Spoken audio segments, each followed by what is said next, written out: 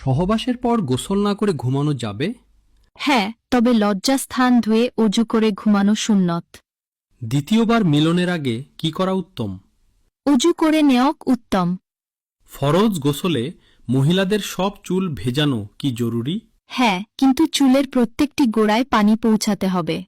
সহবাসের শুরুর দোয়াটি কি? বিসমিল্লাহ আল্লাহুম্মা জান্নি বানাস শয়তান ওয়া জান্নিবি শায়তানা মা রাজাকতানা। আল্লাহ কখন বান্দার দিকে রহমত নিয়ে তাকান? যখন বান্দা এক রাতে বলে, হে আল্লাহ, আমি খুব দুর্বল। আল্লাহ কার দোয়া দিনের শুরুতেই কবুল করেন? যে ঘুম থেকে উঠে প্রথমে আলহামদুলিল্লাহ বলে। কষ্টে হাসলে কি হয়? আল্লাহ বলেন, এই হাসি আমার জন্য সওয়াব। কার কথা আল্লাহ সরাসরি শোনেন? যে সাজদায় পড়ে বলে, তুমি আমার রব। বাড়িতে উন্নতি না হওয়ার কিছু কারণ? এক প্রধান দরজার সামনে জুতো ছড়িয়ে ছিটিয়ে রাখা। 2 সন্ধ্যার সময় ঘর ঝাড়ু দেওয়া। 3 বেশি বেলা পর্যন্ত ঘুমানো। 4 বিছানায় বসে খাবার খাওয়া। 5 সন্ধ্যার সময় শুয়ে থাকা। 6 ভাঙা জিনিস ব্যবহার করা।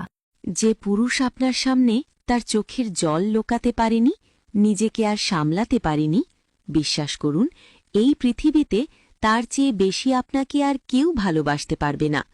কারণ একটা ছেলে তখনই কাঁদে যখন তার হৃদয়ের জায়গাটা মজলিসের চেয়েও বড় হয়ে যায়।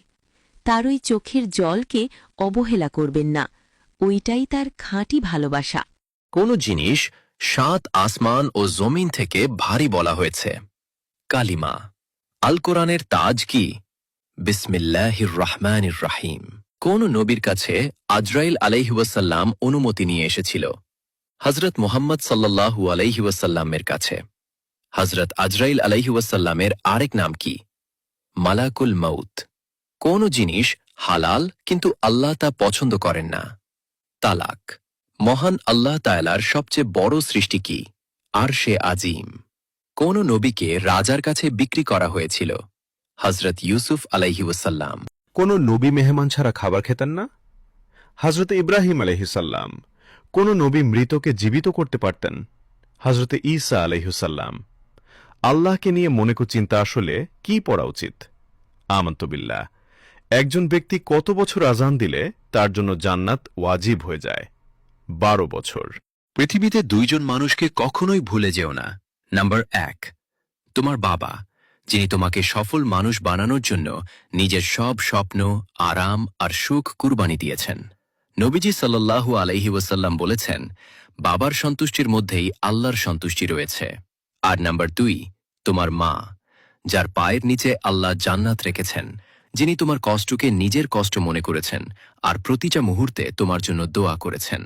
আল্লাহ তাআলা কুরআনে বলেন, তোমরা পিতামাতার সঙ্গে উত্তম ব্যবহার করো।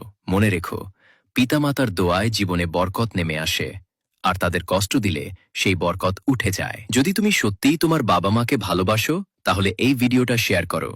হয়তো কারো হৃদয়ে তাদের কদর জাগিয়ে তুলবে। ফরজ সলাতের পর আয়াতুল কুরসি পাঠের প্রতিদান কি? জান্নাতে প্রবেশ। সহিহ বুখারীর সর্বশেষ হাদিসটি কোন অধ্যায়ের অন্তর্ভুক্ত? কিতাবুল তাওহীদ।